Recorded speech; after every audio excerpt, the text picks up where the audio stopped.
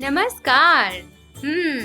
आप सभी के खिलखिलाते हुए चेहरे देखकर मुझे पता चल गया है कि आप सभी बच्चे स्वस्थ और खुश हैं। अरे अरे, देखो तो जरा चूहा। क्या आप जानते हैं, चूहों में देखने की क्षमता कम, परंतु सूंघने, छूने तथा स्वाद वाली क्षमताएं बहुत ही तीव्र होती हैं। अब जरा इस चूहे को देखिए। देखो देखो, ब्रेड का टुकड़ा उठाए भागे जा रहा है। यह जा कहाँ रहा है? ब्रेड का टुकड़ा उठाए, बताओ तो जरा। अच्छा, अपने दोस्त के पास। कुछ बच्चे कह रहे हैं पेड़ के पीछे बैठकर खाएगा ब्रेड का टुकड़ा। और यहाँ से मुझे आवाज आ रही है पिंकी, राहुल, जसमीत और यास्मीन की कि यह तो जरूर अपनी बिल में गया होगा, वहाँ आराम से बैठकर ब्रेड का टुकड़ा खाएगा। आराम से बैठकर। अच्छा बच्चों, बताओ आपको सबसे ज्यादा आराम कहाँ मिलता है? बताओ बताओ।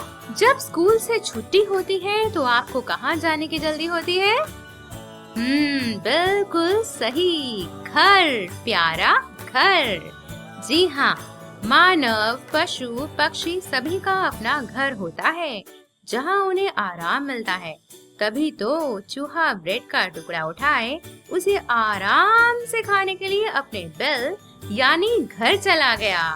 हम सभी को अपना घर बहुत प्यारा लगता है, चाहे घर छोटा हो या बड़ा, कच्चा हो या पक्का। सारी दुनिया घूमूं फिर भी कभी न भूलूं अपना घर, कभी न भूलूं अपना घर। सर्दी में जब कम कम कांपू, गर्मी देता है ये घर। प्यारे अपने न्यारे घर में छिप जाऊं मैं जाकर। सारी दुनिया घूमूं फिर भी कभी न भूलूं अपना घर, कभी न भूलूं अपना घर।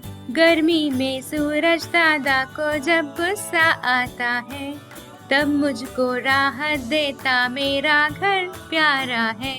सारी दुनिया घूमूं फिर भी कभी न भूलूं अपना घर, कभी न भूलूं अपना घर। वर्षा में जब बादल गरजे, बारिश होती झर झर झर, बारिश की बौछार से बचाता मेरा यह प्यारा घर। सारी दुनिया घूमूं फिर भी कभी न भूलूं अपना घर, कभी न भूलूं अपना घर। तो मजा आया कविता गाकर? मुझे भी। प्यारे बच्चों, आज हम आपकी पर्यावरण अध्ययन की किताब में से छोटू का घर पाठ पढ़ेंगे।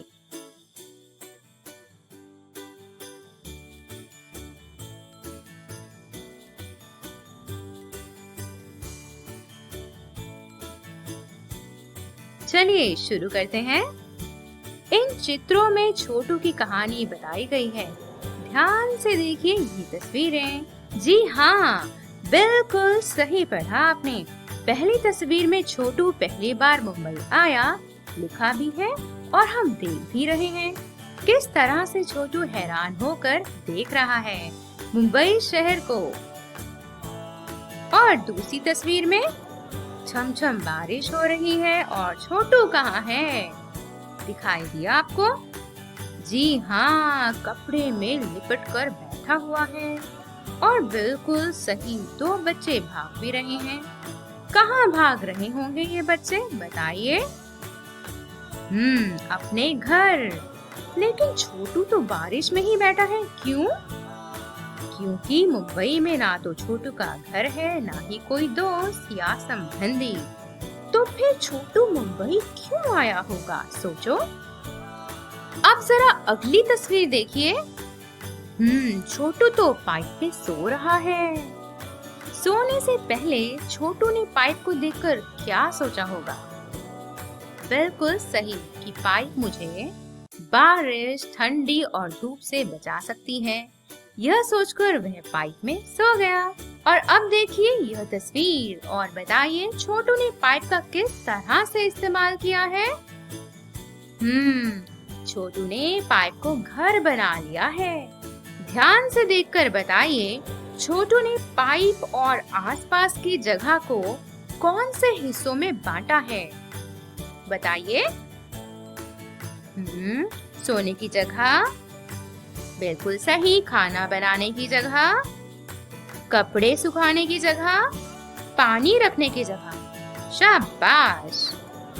अब देखो ये दो तस्वीरें। जी हाँ, जी हाँ, छोटू की तरह यह लड़का मोनू भी मुंबई में पहली बार आया और यहाँ वहाँ देख रहा है।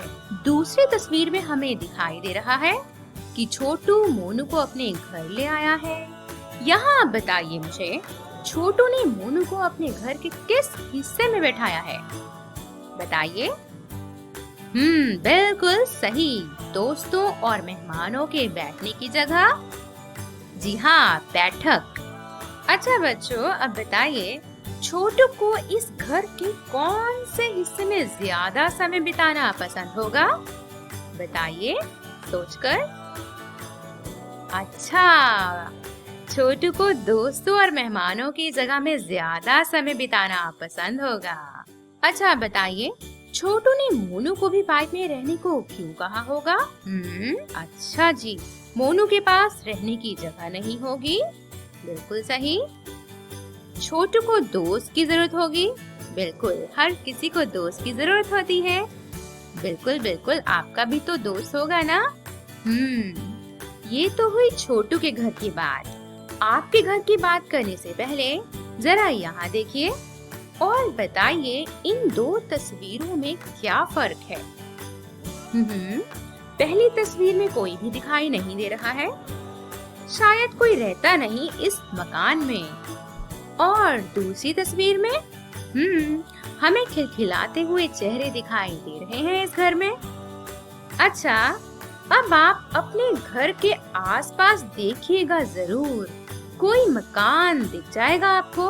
देखेंगे ना? शाबाश। बच्चों देखिए रंग बिरंगा मेरे घर का चित्र। जी हाँ, आप भी बनाइएगा रंग बिरंगा अपने घर का चित्र।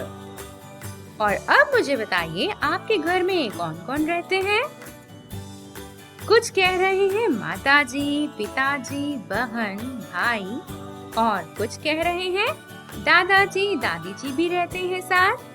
कुछ का कहना है वह अपने दादा दादी या नाना नानी के साथ रहते हैं। चलो ये भी अच्छा है। अब आप भरिए रिक्त स्थान जो है इस प्रकार। घर के उस हिस्से को हम क्या कहते हैं जहाँ आपकी माताजी चकला, बेलन, तवा और चिमटा रखती हैं और आपके लिए स्वादिष्ट खाना बनाती हैं? बताइए। बिल्कुल सही, रसोई घर। घर का वह हिस्सा जहाँ साबुन की टिक्की, बाल्टी, मग होता है, क्या कहते हैं उस हिस्से को? बताइए। बिल्कुल सही, स्नान घर। अब बताइए, घर का वह हिस्सा जहाँ बिस्तर लगा होता है आपके सोने के लिए, क्या कहते हैं उसे? शयन कक्ष। बिल्कुल सही। जहाँ मेहमानों को बैठाया जाता है उस हिस्से को क्या कहते हैं? बताइए।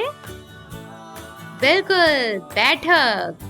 जी हाँ, छोटू ने मोनू को अपने घर की बैठक में बैठाकर चाय पिलाई थी। शाबाश बच्चों। अब बताइए वह जगह जहां आप शौच के लिए जाते हैं। नाम से ही पता चल गया होगा। जी हाँ, शौचालय। तो यह तो हुई घर के हिस्सों की बात। अब आप खुद को भी और घर के सभी सदस्यों को भी देखना, कौन किस हिस्से में ज्यादा वक्त बिताता है। बहुत मजेदार होगा जानना, जरूर देखिएगा। बच्चों, क्या आप जानते हो हमारा घर सिर्फ हमारा नहीं है, तो फिर और किसका है? जानते हैं हम इस छोटे से बच्चे से जो कविता घर प्यारा गाकर अपनी माँ से कहता है। सदा यही तो कहती हो माँ, घर यह सिर्फ हमारा अपना। लेकिन माँ कैसे मैं मानूं, घर तो यह कितनों का अपना। और छिपकली को तो देखो, चलती है जो गश्त लगाती। अरे कतारें बांधे बांधे कहाँ चींटियां दौड़ी जाती। इसीलिए तो कहता हूँ माँ, घर ना समझो सिर्फ हमारा, सदा सदा से जो भी रहता सबका ही है घर यह प्यारा। देखो तो कैसे ये चूहे खेल रहे हैं पकड़म पकड़ी, कैसे मच्छर टहल रहे हैं, कैसे मस्त पड़ी है मकड़ी। और उधर आंगन में देखो पंछी कैसे झपट रहे हैं, बिल्कुल दीदी और मुझ जैसे किसी बात पर झगड़ रहे हैं। तो समझे ना, घर हमारे अलावा और किस किस का है। अच्छा, अब अपनी कॉपी में ऐसे 2 जानवरों का चित्र बनाना जो आपके घर आपकी मर्जी के बिना घर में रहते हैं। अच्छा, अब जरा गाइए इन बच्चों के साथ, इरादा भी पक्का और वादा भी पक्का कीजिए स्वच्छता का। स्वच्छ भारत का इरादा, इरादा कर लिया हमने, देश से अपने ये वादा कर लिया हमने। स्वच्छ भारत का इरादा, इरादा कर लिया हमने, देश से अपने ये वादा कर लिया हमने। यही तो चाहते थे हमारे राष्ट्रपिता महात्मा गांधी। तो उनका सपना और अपने लिए सफाई अभियान हमेशा चालू रखिए। अपने घर से शुरू करना है आपको। बताइए, तुम अपने घर को कैसे साफ रखते हो? झाड़ू लगाकर, पोछा लगाकर और वैक्यूम क्लीनर से। अच्छा, अब बताइए, तुम्हारे घर में सफाई का काम कौन कौन करते हैं?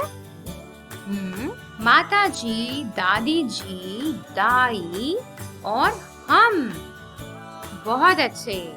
अब बताइए, तुम अपने घर का कूड़ा कचरा कहाँ डालते हो? कचरे के डिब्बे में। शाबाश बच्चों। अच्छा, अब देखिए इस तरफ, ये क्या है? ये हैं 2 डस्टबिन। अच्छा बताइए, एक हरे रंग का और एक नीले रंग का किस लिए है? बिल्कुल सही, एक है गीले कूड़े के लिए और एक सूखे कूड़े के लिए। तो अच्छा बताइए, गीला कूड़ा किस डस्टबिन में फेंकते हैं हम? हरे डस्टबिन में। शाबाश। और सूखा कूड़ा? बिल्कुल सही, नीले डस्टबिन में। अच्छा बच्चों, अब हम चलते हैं आगे। ये सुनिए, बिल्कुल इसका मतलब है शौच के लिए बाहर नहीं जाइए, हमेशा शौचालय का ही उपयोग कीजिए। और अगर आप शौचालय का उपयोग कर ही रहे हैं तो इन बातों का भी ध्यान रखिए। टॉयलेट सीट का ठीक से इस्तेमाल करें। इस्तेमाल करने के बाद हमेशा फ्लश करें। अपने आप को ठीक से साफ करें और टॉयलेट जाने के बाद अच्छी तरह हाथ धोएं। समझ गए ना बच्चों?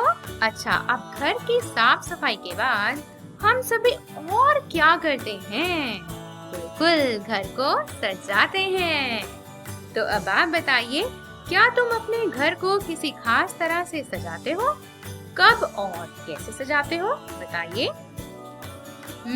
सभी का जवाब है हाँ जी, सजाते हैं। कब सजाते हो? बताइए बताइए। अपने जन्मदिन पर?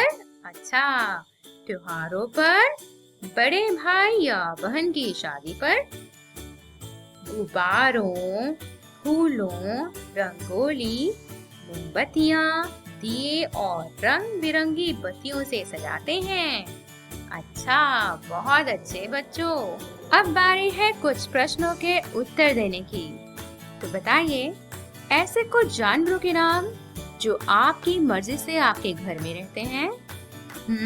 कुत्ता, बिल्ली, मुर्गी, घोड़ा, भेड़, बकरी, गाय आदि। अच्छा, कुछ बच्चे ऊंट भी कह रहे हैं। बिल्कुल सही, राजस्थान में ऊंट को भी रखा जाता है घर पर। ऐसे कुछ जानवरों के नाम बताओ जो आपकी मर्जी के बिना आपके घर में रहते हैं।